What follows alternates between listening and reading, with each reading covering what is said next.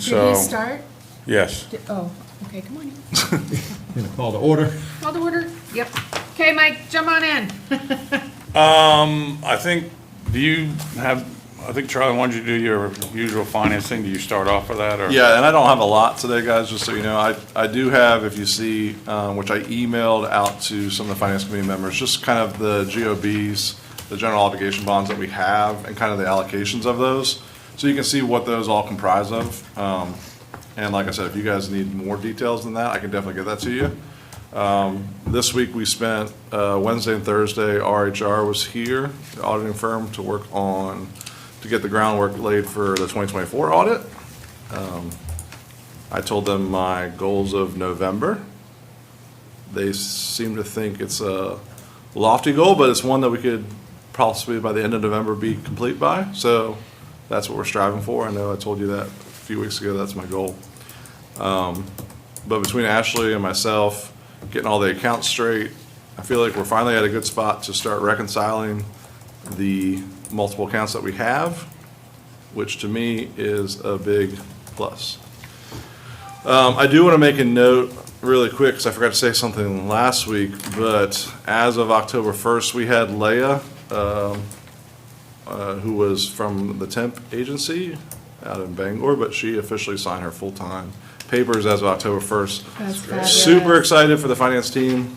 She's going to be a great value add for the team. Positive energy, wants to learn everything. And sometimes we kind of have to be like, all right, Leah, let's, one thing at a time, but she's great. Too much energy. Yeah, no, but she's awesome. She's actually had experience working with auditing firms and stuff like that, so I'm like, yes, absolutely. Where does she live? She lives, well, I think she lives here in Ellsworth. Oh, she or- does, okay. I didn't know she was, No, She lives out on the island. she lives on the island. okay. See? Hancock County. Yeah, she's in this Yeah. general I didn't know vicinity, she yeah. was traveling from Bangor or whatever. No, Okay. she's from here. I live in Northeast Harbor. Wonderful. But like I said, she's been great. I just wanted to give her kudos. I know she's not here, but super excited to have her as part of the team. And like I said, she'll definitely be a value add for Deb and the APAR. And like I said, which will help free up Ashley to help me out for the reconciliation audit and everything else. So Seems super. like she has like some additional skill sets that really will focus on. That's what I'm saying. If she has that auditing. She's at experience, firefighter training right now. Yeah, She is? yeah. Yeah, that's what, she's just like a go-getter, Likes to like, put out fires. yeah, Oh, she- here yeah, we go, exactly. here we go. Don't get me started, Patrick, I'll get it going. No. Less than 5 minutes in. Yeah. Shots fired, shots fired. But besides that, honestly, I know Mike's got a lot of stuff with infrastructure, so I'm going to pass it over to him unless you guys have any questions for me specifically. So this packet we have for the Yes. the obligation bonds, some of them describe they were for, but some don't, or am I just missing stuff, which may be very... Now, when you say some describe what they're for, like, I So, know like, like the top one, the 2023 shows the breakdown and like the amounts. Is Yeah. that what you mean by? Well, then, like, so general obligation bond was just like, hey, we needed some money, so we took out a bond, or was there specific things that the money went to? Well, like, so the top, like, if you look at page 1, that's the 2023, and then Yeah. the second page shows the breakdown of what that Oh, 2023 okay. consists See, of. yeah, I just. No, it's okay. Get it. And then, like, if page 3 is the 2019, and the right after that, it's not broken down specifically, but you can see fire truck, trash, like, the Okay, breakdown of perfect. like what that bond specifically comprises of. Okay, great. These are all the general obligations bonds we have. Everything else is the DWSRFs. the- you know, Clean so- water, SRF. Yeah, exactly. So those are all obviously Okay, for water, wastewater, but these are specifically for whether the road projects or, Perfect, thank you. but. Any other questions for me before I pass it off to Public Works Director Mike Harris? The interest rates shown up to 2044, that's like an estimate of what they could be, or that's a fixed? That's fixed, yeah, that's the amortization schedule, so. Thankfully, they're not variable. Yeah. Yeah, Trouble. Great, thank you, yeah, not a problem. good work. All right, so, I'm here to give a couple updates for Charlie. So we've been pushing really to try and get the infrastructure plan together, and we were hoping to do a ban during the October council meeting. We're gonna pull back off that a little bit. A lot of it's ready to go, but we don't wanna rush into it. We're trying to capture all the projects that could potentially be bonded. And then following that, there's the need to prioritize what we want to go for in this bond, and then what we're going to look to push out into the 1, 5, 10-year plans for not just bonding, but also capital improvement, the whole finance structure of what we're trying to do with these big projects. So we're going to it looks like November is going to be when we're going to want to come and do the ban and everything for this cycle. But we just have so much stuff going on right now. The courthouse stuff's starting to ramp up. The one thing that we do want to try and get to, and I want to try and talk to you guys about, is we'd like to do Foster Street this fall. One of the things that I'm kind of leaning towards, I'd like to get some input on, is normally we put a lot of stuff out to bid. But paving has kind of been a different animal because there's a lot of shell companies out there, and the big player has several of them.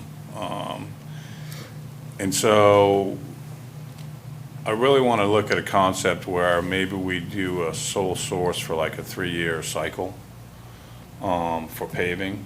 So we are much more efficient every year at getting our local roads put together, identifying which ones we want, and then getting them out to the contractor in the winter, and then having them pave at the beginning of the season instead of waiting until the budget's passed and then trying to get projects done in September and October at the end of the paving season and getting squeezed in between all the DOT projects and whatnot.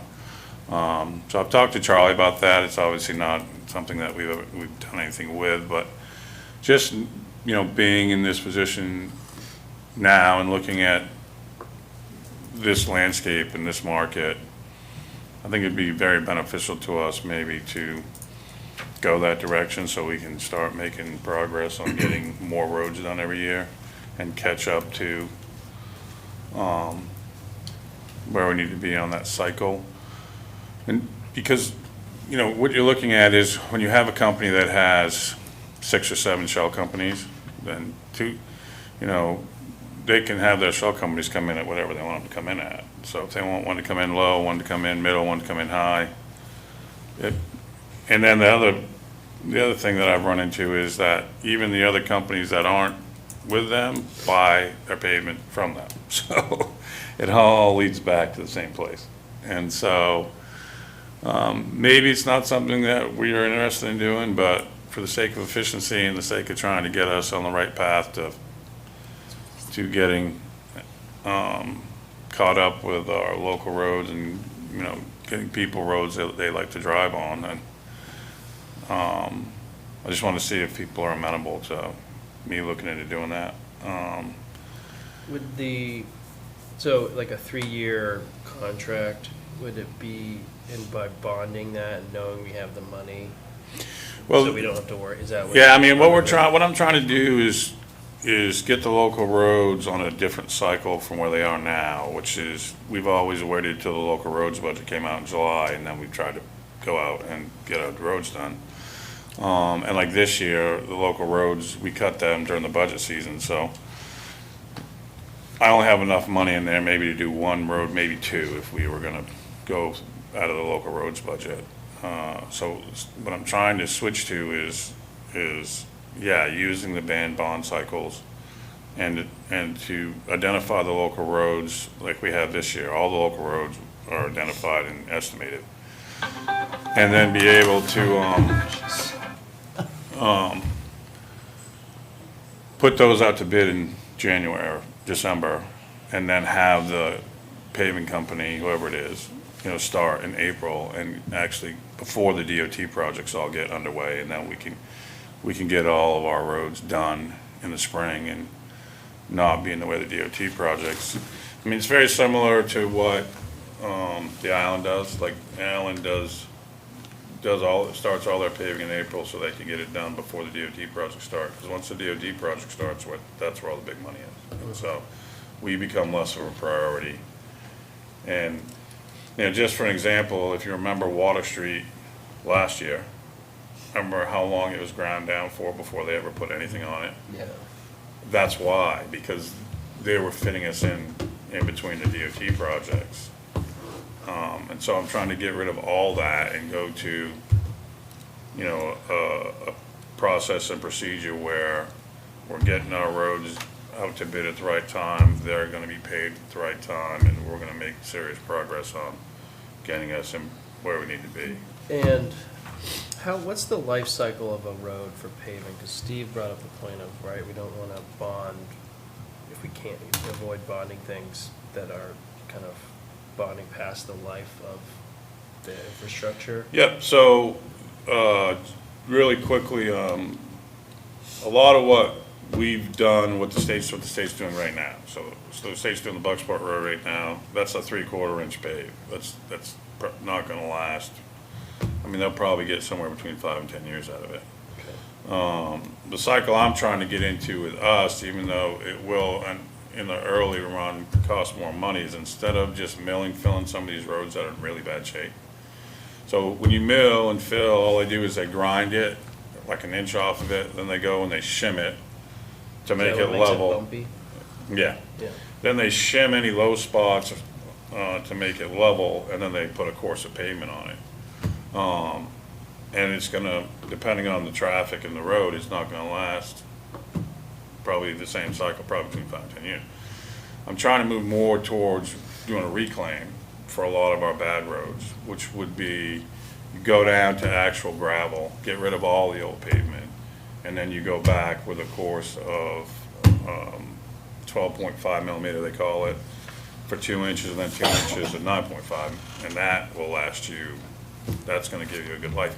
And if you can get into that cycle, then, say at the end of 10 years, you can go back, because I'm trying to put everything on a cycle now. So if we pave a road, we'll go back, we should be back to that road within the 10-year cycle, I'm hoping.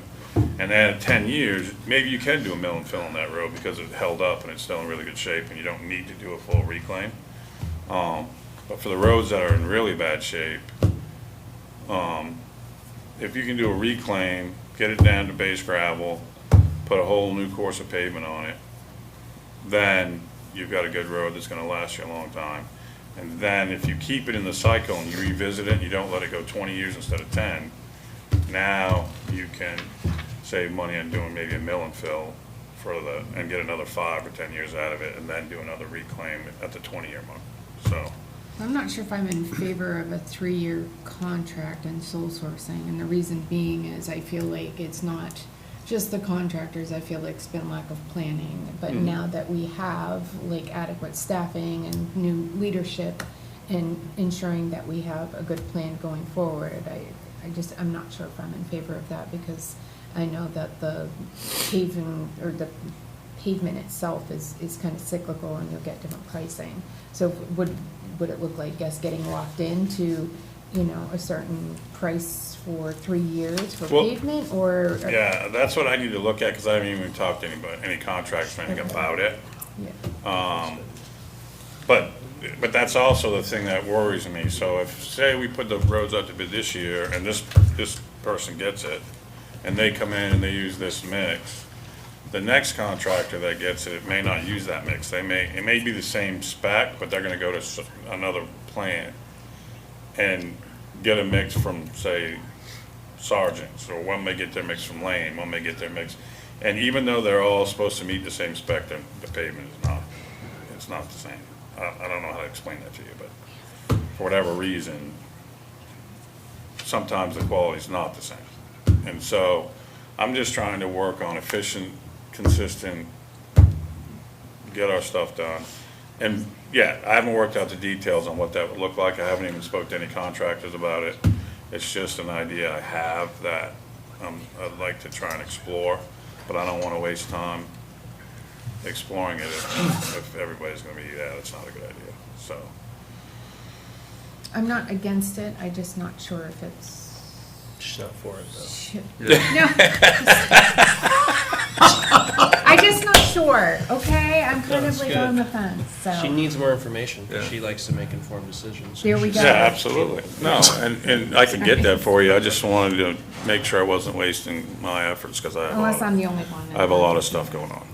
No, I think, I agree, in theory, it makes sense, but, let's see what it looks like. Yeah. I like, and, again, to Steve's points of, if we're bonding for infrastructure, bonding it to the life of what we're doing. So if it's do a better job, but it lasts 10 years, and we get it on a 10-year bond, or it's kind of mixed, with other stuff, it doesn't, again, it all comes out in the Yeah. details, but I think it fits into what what everyone was talking about last week.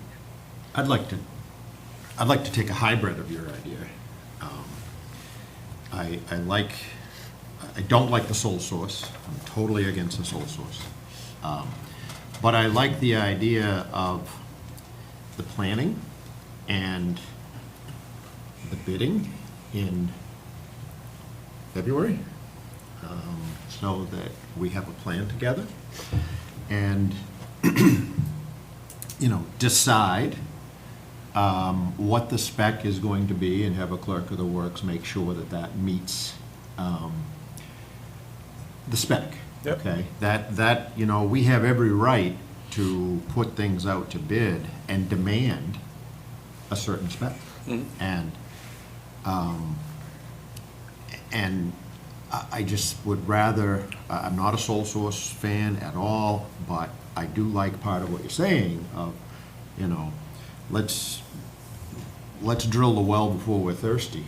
Let's put that out in February, or whenever you decide. But certainly, putting it out in December would be a paver's nightmare, because they're trying to button up last year's business. And the 1st of January, I think they're still a little bit tough on that. But maybe end of January or whatever time cycle you decide, and we do it every year, and we have a plan of which road to do and how we're gonna do each road, because I would assume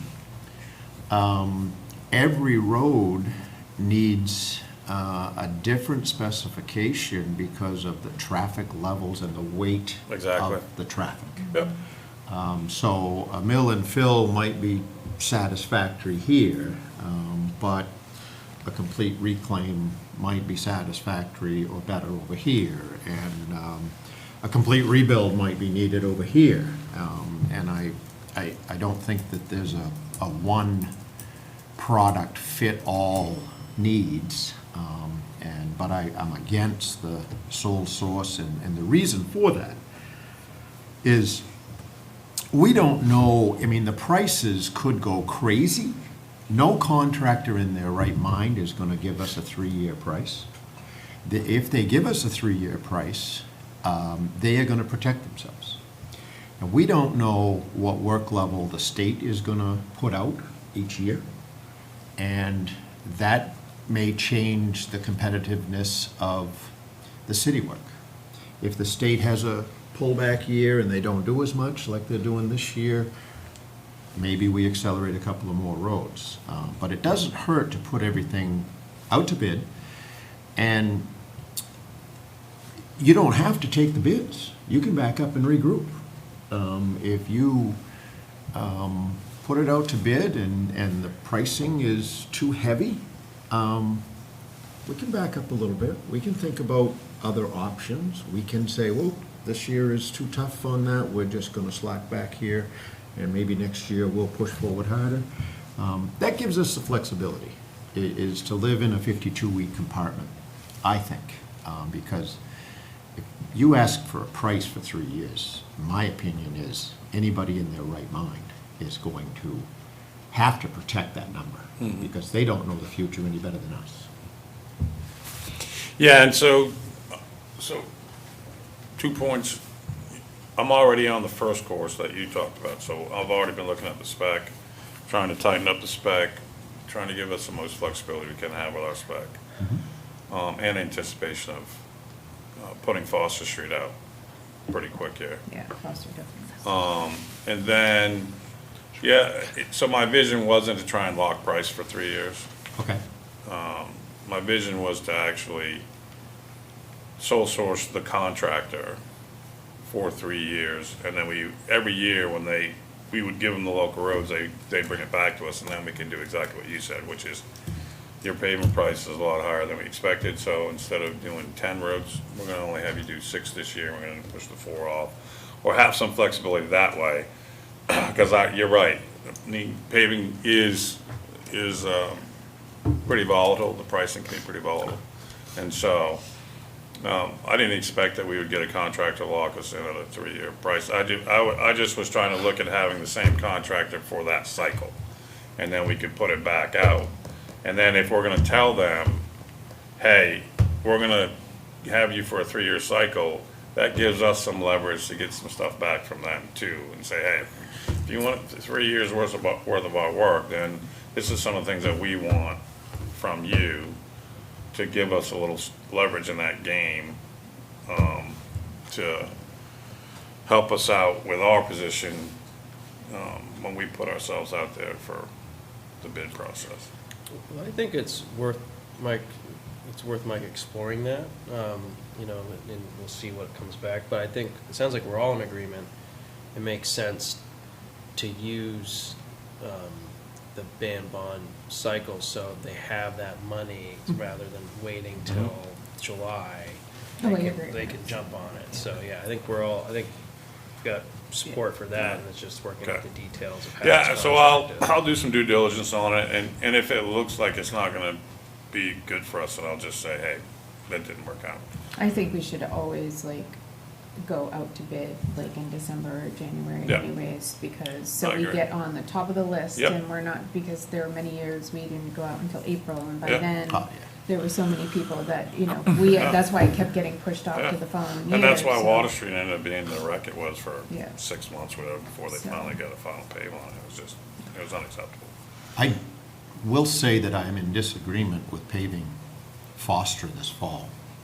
You've got every contractor trying to button up before Thanksgiving. And if you find someone to price out Foster Street and pave it before. I've already got the price on it, a price on it. But you're right, to put it out to bid and get more price on it Well, next time. and my thinking is that you're gonna be really challenged to get if anyone gives you a price to get that done before Thanksgiving, there's gonna be some health in that price, because any paving contractor is already struggling to get their jobs done. Everyone's got a full plate. And I am speaking from a little bit of experience. As we speak, I'm having my Newburgh property paved, my Newburgh garage, and it's a substantial piece of business for a little guy like me. And I got that priced in February, and I asked that it be done by October 15th, okay? And I checked 3 prices and made a decision. It wasn't the lowest one that I took. Made a decision and demanded that it be done by October 15th. And they just started yesterday. So it will be done by October 15th. My point is this, You is gave 'em a that day. they're gonna bottleneck that work, and they're gonna stockpile that work, and then they're gonna manage that work according to distribution. And so I don't think we're gonna, I think doing it this fall, I really believe you're gonna pay dearly to do that. Now, I don't know the condition of the road, maybe I'm missing something here. No, it's in bad shape, but Oh, the it's thing that I'm looking at with that is that road would not be coming out of the ban bond, because it's just in bad shape and we've been putting it off. We did budget money in the local roads to do Yeah. road work this year. And so it would be looked at through that lens of what we have in the local roads budget. And so if the bids did come back inflated, then, yeah, then we'd just say, well, we'll have to wait till spring, but, Is that just Millionville? yeah. I'm Because just that road worried- wasn't done that long ago, but it didn't hold up, and that's what I'm Yeah. talking about, like, yeah. It's just that road should not be having to be milled and filled already. So my fear is that if we don't get that road done before winter and then the state comes in and starts doing High Street in I the know. spring, everyone's gonna be using that road, Yeah. for through traffic. Yeah. And I think that is gonna put even Yeah. more pressure on that road that's already in Yeah. Yeah. horrible conditions. So It's, yeah. That's just my 2 cents, so. Yeah. So obviously, you know, I'll put it out to bid, I'll come to the council will see what it came back at. You know, and it'll be up to you, your direction to say, pull the trigger on it or not pull the trigger on it. As much as I believe in roads in this town, I believe that we are facing a lot of road work, and I think it's way overdue. Sending a bid out in October to be done by Thanksgiving, my guess is everybody that you send it to is gonna just throw it in the trash because they can't do it anyway. Yeah, we are late. Can't do it. And let them beat the road to death next year and get it done. That's just my thought. I'm happy if everyone wants to go through the exercise, but boy, oh boy, oh boy. It's, I don't think there's gonna be any competitive, you'd be lucky to get anyone to give you a price. And you may be right, and if you're right, then that's the way it rolls, but, you know, if we could get it done this fall, I think it'd be beneficial, especially given the High Street corridor work that's coming up. When are they starting? For High Street, first thing. April? Is there a? It'd be May, because DOT has different specs than we do. Is there a way to put it out to bid like you want for April? Well, everything that's going out in February, whenever we put the local roads out to bid, are all gonna be done in April. Okay, but my question is, this road that you need done, Yeah. okay, and you have the money, it's not in the ban, okay? Can you put it out to bid now, for April? Oh, I'm sure we work? could, yeah. So it gets done Just before, 2 sets. of before High Yeah. Street's done. documents. Yeah. That probably. Yeah, I'm just wondering if that, because I really think you're gonna get a subpar job if they're 30-degree day, trying to lay pavement. Well, our spec won't allow them to do that. Has to be 50, right? Well, 40 now, but, yeah. Is it 40? Okay. So I've been doing a lot of research, talking to Andrew McCullough, talking to paving people, you know, trying to get up to speed on this kind of stuff. That's the way most of our surrounding towns get their stuff done, is by doing it in April. And having the 40-degree spec, because the state has a 50-degree spec. And so the state, you're looking, you know, May is when all their stuff starts kicking off in May, when the temperature starts getting up above 50. So, you know, a lot of us that do local roads, our window to get serious progress is gonna be, you know, the April, May timeframe. And with a 40-degree spec, and then you still use a similar mix to DOT mix, or you do a DOT mix spec, so you're getting the same pavement. You just get it done earlier. And when you're putting down, you know, so like on a mill and fill, you're probably taking a minimum 3, probably 4 inches of pavement. You're not so susceptible to the 10-degree difference in temperature from 40 to 50. But like you said, Steve, like if it was 30 degrees, yeah, now you're talking problems. But our spec doesn't allow them to do it. And you're talking the air temperature, not the ground Yeah. temperature, correct? Yeah. Because the other side of April that could get into trouble is you have a rough winter and you haven't got all the frost out of the ground. Right. You're paving a problem. Yeah. Agreed. So it's a real balance, but I think the longer we give the contractor, when you put it out to bid, the better off the city of Ellsworth is. I might be wrong, but I think the longer the scope. Well, I can structure the bid to say whatever we want it to say, so we could have it say, you know, fall or spring. Yeah. You know, give us a bid, fall or spring. And if one of them comes in, the low comes in and says they can give us the low and do it in the fall, It's not then bad, we yeah. can be That like. gives us options, I like that. Yeah. So I like that think idea. I'll just write the bid to say, this is the timeframes that we're looking at. If you can meet either one, give us your bid, and then we can, Well, both. Yeah. You can see a difference. Yeah, exactly. Oh, Get, yeah, get it's a both. great I can get it done in That's fall what for I'm this saying. mountain. Yeah, not one or the other, but ask them to give you two prices, one for this season and Yep. one for whatever structure you have for next season, Yeah, and see if there's a difference, if not. yeah. So, okay, so I will explore a little more in what a sole source could look like, and then for Foster Street, I'll structure the bid so that we get a price for doing it this fall and a price for doing it in the spring. But and that'll come out of the local road, so it won't be involved in the band bond. All right, so that takes care, and to close the loop, so infrastructure is more, the plan is gonna be moved off until November now. So that's when we'll be likely doing the band, for the bond in the spring.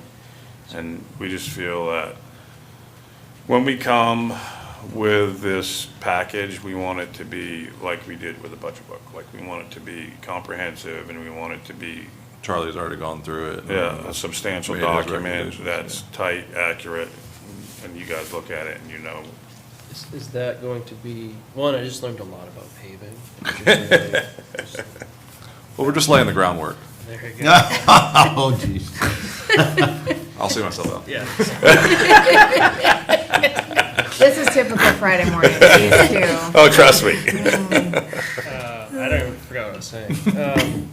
So November for the infrastructure, for the ban bond proposal, is that, when you're talking about a comprehensive proposal, is that tying into the 1, 5, and 10-year plan, or is that, okay?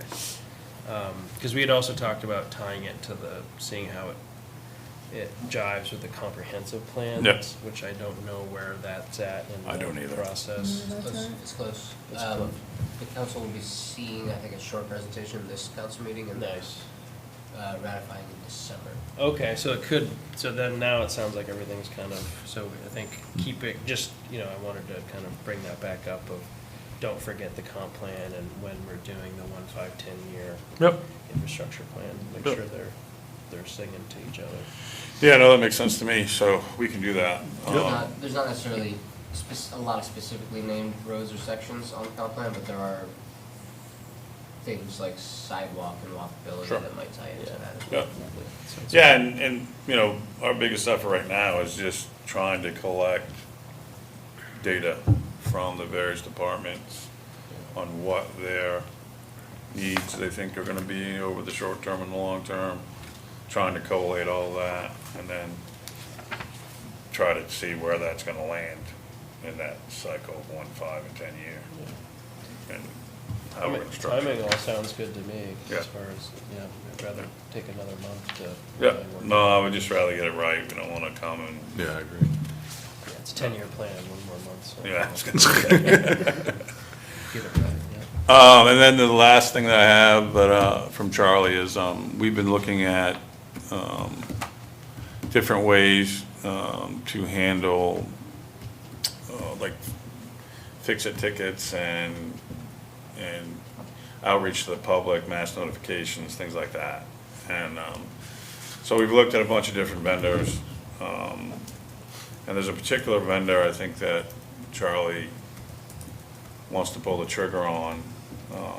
It's actually one that I came across and I brought forward, and it's a company called Doppler. And so what it looks like is Doppler actually would have a call center. So, like, typically, the reason I started looking at Doppler is, what caught my eye was their after-hours offerings. Because typically right now, if Steve's driving around town and he sees water bubbling out of the ground, he's probably gonna call the police. And then the police are gonna try and reach out to the on-call list that they have to try and get a hold of somebody to go look at that. And so the thing you run into with that is if there's an accident going on or something else going on at dispatch, they may try to call somebody, but that person may not answer the first call. And then they're trying to deal with an emergency or whatever, and they may not get back to that call for a while. And things like that can happen. So, with Doppler, they have their own call center. The call would route to them, and then they would have all the call trees. So we could have a team set up for like water breaks.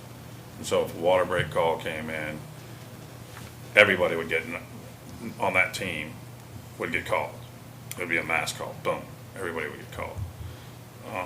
And then it would have, you can make it for wastewater, water, you can just in general, have it set up. And then the other piece of it that's really helpful is, if somebody in the community sees that, a deer gets struck on the side of the road, normally they would call the police would send out an email to me or somebody to say, hey, there's a dead deer or on the side of the road, we need to have it cleaned up, things like that. But a lot of times stuff comes by email through these fix-it ticket things, and then it kind of sometimes it just gets lost in the shuffle, because there's no designated person right now that handle all the fix-it tickets, and then the fix-it tickets get routed out to whoever, but like, I don't get any fix-it tickets. I should, but I don't. Public And, Works Director would get fixed. right. Are you And saying so, Doppler? Can you spell that? DAUPLER. Oh, okay, because I had it as like Doppler radar. Like Doppler radar. Okay. Yeah. Okay. And so, And what's the company? Doppler what? Doppler Technologies. It's just called Doppler. Okay. Oh, it's actually DAUP. Yeah, DAUPLER. Oh, I had W. I'm such an idiot today. Oh. Did you have it spelled right? No, I said what I wrote down what he said. but Oh, I yeah, that's wasn't what I'm sure. saying. Yeah, it's all me. I'm an idiot. So, so people could, instead of calling the police, they'd be able to call Doppler. They'd also be able to go online, send in a notice. So if, for example, John saw a water break in front of his restaurant, he could call in, or he could go on his phone and he could go submit it through the website, and it would automatically send you a text link back. Oh, nice. We And- received this, we're working on it. Yeah, well, not only that, you could take pictures of it. Like, I could communicate directly with you if it came, once they issued the alert to me. I could talk directly to you through it and say, hey, can you send me a picture, or what are you seeing, or you can make notes. So it's very interactive in between, and then it updates. So as we're working on the problem, it sends out updates to the people that are subscribed to Doppler. Would all get notified about what's going on. And then the other thing it does is it's able to geofence. So if there's a particular neighborhood, like your neighborhood, that we need to do a boil water order for, we could geofence just that area and send out a mass notification to just that neighborhood that's affected, and not send it to the whole city through social media and everything. Let's tap into like cell phone data, so it knows everybody's number in that area. So there would be a public outreach to people to say, hey, this is our new, it's like a 311.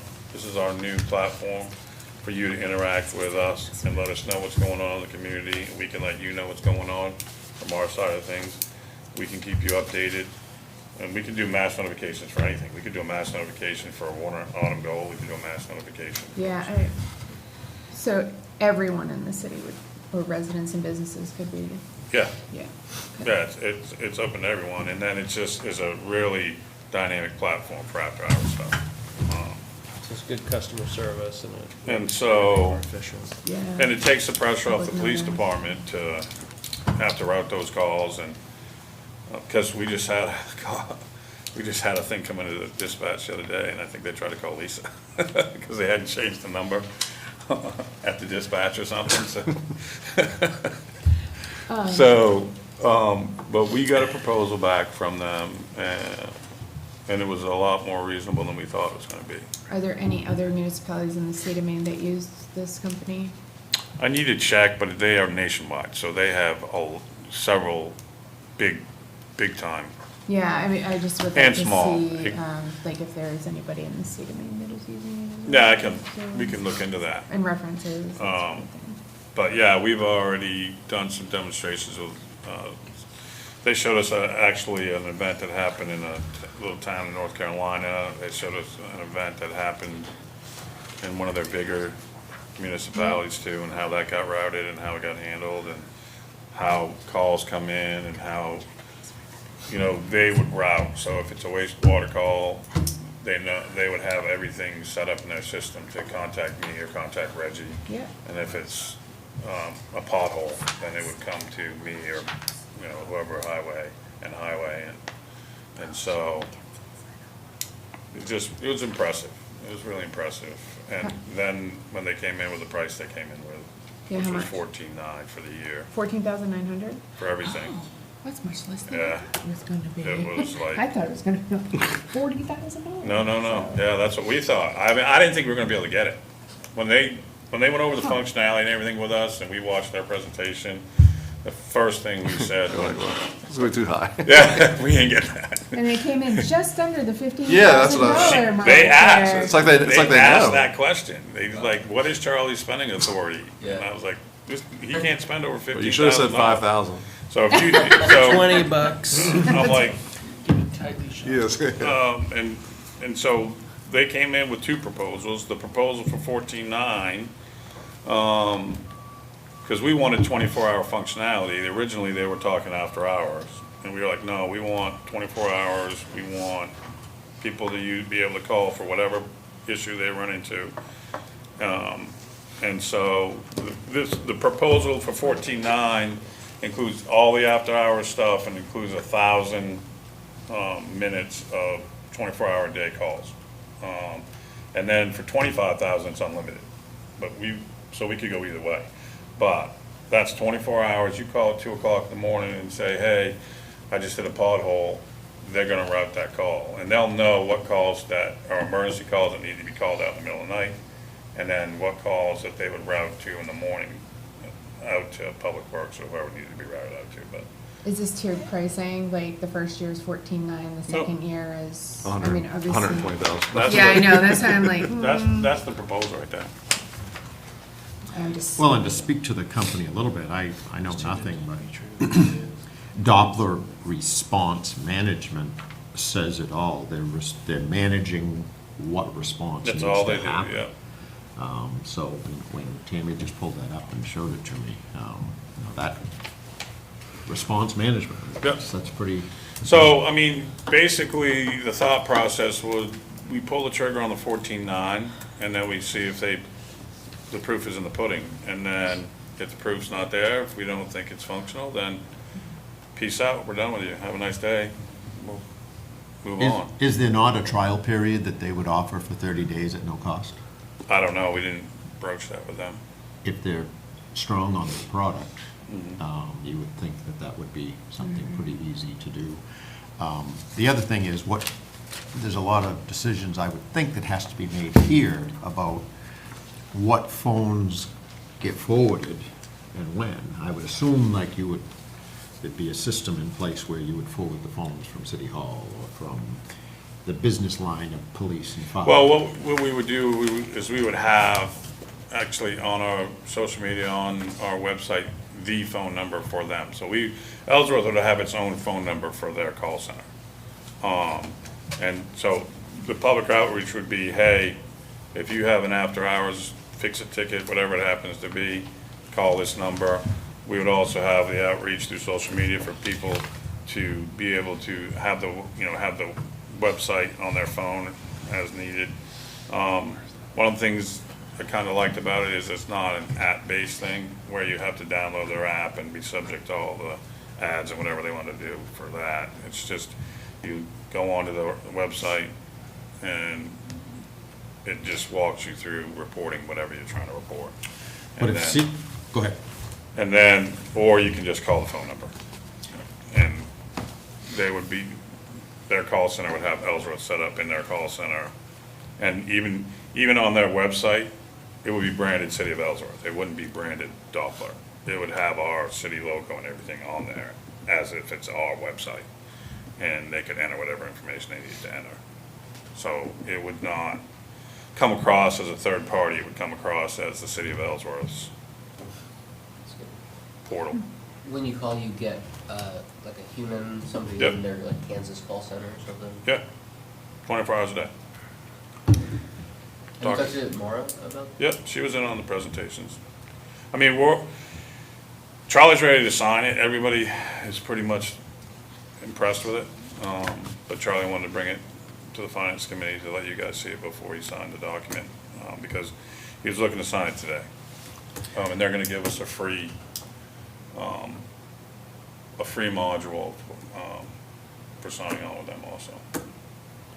So. What's a free module? So like a mass notification module that we would normally pay for that module, we're not gonna pay for that. My This question, my question is, if you're gonna do something like this, there's lots of aggravation with nobody answering the phones at City Hall. If there's gonna be a real live person answer the phones, why not would we have the City Hall number forwarded to that? We probably could after hours, or even during the day, I don't know, because I don't want people calling City Hall for one thing and then they get routed to Doppler, like if they want to pay a tax bill or something. So we'd have to make sure we set it up to I'll probably be say, on the phone tree if you know what I have a mean? problem with something. Yeah, else's we number. just have to set up an option on the phone tree to say, if you're calling for an issue, a public works issue, any kind of issue that you're trying to notify the city about, press 7, Yeah. whatever, but I don't want to just have the general number just shot out. Yeah, because I mean, the city gets a ton of calls That's for what I'm saying, taxes and yeah, city clerk right, and stuff like right. that. I'm talking after hours. Oh. Yeah, I'm no, sorry. after hours. I'm talking yeah. after hours, Absolutely. because not everybody is a social media. Yeah, And, absolutely. So, I'm wondering, I'm not And they, stating. they are capable of doing that. They're even capable of integrating our current Fix-It ticket so that the tickets are out to them. So we'd still have the same Fix-It ticket possibly. It was just, instead of emailing whoever decides to email, it would just route to them. I thought this was Fix a Ticket. It's gonna take over for our Fix-It ticket. But I'm saying if we Oh, didn't want to just completely take the old Fix-It ticket off the website because people are used to using it, gotcha. they could still do it. It's just at the end of that, instead of emailing it to a specific city somewhere, Goes to that. it would just go to Doppler and Doppler would route it. So they're capable of integrating with however we want to. We could just dump the Fix-It ticket system if we wanted and just go with Doppler, but people that are used to using the Fix-It ticket and know where to go and how to do that form, we would just, at the end of that, instead of routing it to whoever, it would go to Doppler and then Doppler would send Is it. there a cost to fix a ticket? I mean, is this an outside company as well that's Yes, fix a ticket? it's, well, we're using a free version of Fix-It Ticket, which is pretty, Yes, yeah, which is because pretty of the limited, capability. which is what's causing us, I do have to go. causing us a lot of Is issues. there anything else, Mike? No, that's it, Sorry. those are the two things. My apologies. Tam, what do you think about Doppler? Yeah. That is fine. You know how the It's- city operates and all that better than I do. Yeah, I like it as long as we're not duplicating our efforts. That's why I was like, I thought we were getting rid of Fix It Yeah, Ticket. It's no, supposed to be taking we, over, we so- can get rid of the Fix-It Ticket. The thought process was for people that are used to using it, if they wanted to keep that functionality, we can. It's our option, whatever we wanted to do. So say a road gets, so there's a pothole, and so somebody puts in something to Doppler, and Doppler notifies the appropriate people. Is there a way to return, like, a text or an Yep. email to the? It follows up, and it Okay, says, because that was the part "We've that we're completed really your-" missing yeah. Is the follow-up to make sure, Yeah. oh, it goes off to City Hall and it just goes away, No. because it kind of does. No, and so, yeah, yep. you're right. And it's like, it's as soon as, hey, Brian, you got the pothole filled? Yep. Text the, Done. Check. and then they just push it back out. This work has been completed. Okay. Then yeah, I'm good, and it's under the 15,000. My concern is that that there are many software companies that give you this really great introductory rate, and then they tear it up, and then No, all of a and- sudden you're like, and- holy smokes. And I expressed that concern to their rep, Zoe. I'm like, if you think you're gonna bait and switch us, then we just won't use you again. Right. Like, if you want a long-term partner, then we need reciprocation here that, you treat us well, we'll treat you well. I would like to see some, if Charlie could just, or you, check on some references Sure. to see how, they show you the best Yep. of what it is, but what about those? Yeah, I'll pick some, I'll get some of their customer information from them and see if I can call direct and Yeah, get feedback from them on how they like it. okay. Great. Thanks, Dan. All right, you're welcome. Bye, guys, have a great weekend. See you. Or he See you, call, Tim. call one of the numbers from the city that uses it, see what it sounds like. Yeah, exactly. Pothole on Main Street. There is an Ellsworth in Kansas, There is, I've called it. accidentally. Nice. I did, I called it. Oh, we redid our website, no, that's Yeah. Kansas. There was actually a no school. I was trying to get in touch with them, Ellsworth Middle School, and I called Kansas. Happens all the time. Are we all set? We all done? I guess we're done. I mean, I guess everybody's getting